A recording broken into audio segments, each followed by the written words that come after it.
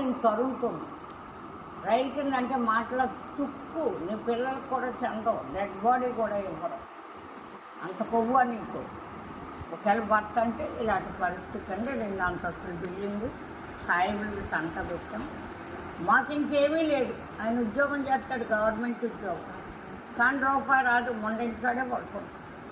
ఎలా చేస్తామండి? 3 పిల్లలు, ఎంత కూడేది మెషిన్ కుట్టుకుంటున్నాను నేను. మెషిన్ కుట్టుకుని 3 ఎలా పెంచుతాడు? ఇల్లు కూడా ఉండదు. వాళ్ళు వచ్చేస్తున్నారు రోజు చదువులు కన్నా, బాధే కదా. ఇవాళ మాడు, మీ ఆయన మాట్లాడు అన్నాడు. బొట్టెట్టుకోకూడదు కదండి, అంతే నాకు ఇష్టం కాదు. బొట్టెట్టుకోబోతే ఏంటి, నువ్వు అందంగానే ఉన్నావు, పెద్ద కళ్ళు వేసుకుని అందంగానే ఎలాగ తెల్లగానా అన్నాను. దాన్ని తిప్పుకుని బుద్ధి వస్తుంది అంటే నేను అనే అది అంది. అది వస్తుందండి సినిమాకి. నేను మా ఆయనకి ఎదురకుండా అందంగా ఉండాలి, ఇన్ని పూలు పెట్టుకోవాలి, అది వస్తుందండి. అది వచ్చేస్తే తెలిసిపోతుంది. నేను వెళ్ళట్టు అంటుకోను, పూలు ఎట్టుకోకుండా బొట్టు వేసుకోకుండా ఉంటాను. అందుకే నేను వేసుకోకుండా ఉన్నాను. మా చెల్లెలతో రానన్నాను, దింపేస్తారని నాకు తెలుసు అనుకున్నాను. ఇంకా వెనక్కి వెళ్తున్నాను. ఇది సత్తాకి వెనక్కి వెళ్ళొద్దని, దింపేస్తారని తెలిసి ఉంటుందని ఏదో రకం చెప్తాను. అయితే వెళ్ళి నేర్చుకుని ఎవరు నాకు తెలియదు. 2 సార్లు నేను రైతుని అడిగిన మాట ఎవ్వరికీ తెలియదు.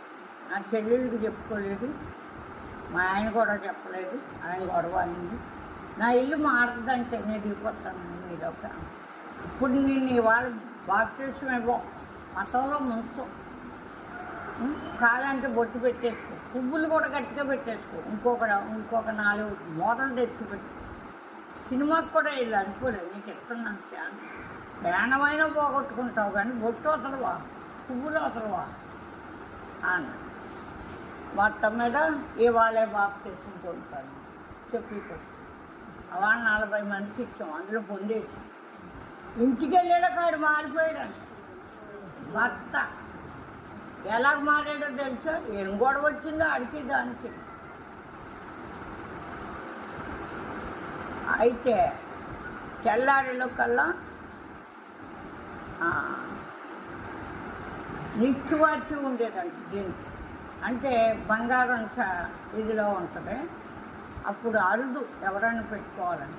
అది పట్టుపోయి దానికి ఇచ్చాడు కాదు, 3 ఏళ్ళు అయిందంట.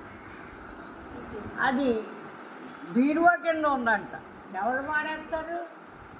పట్టుకొచ్చి మళ్ళీ అన్నాళ్ళదే అందంట.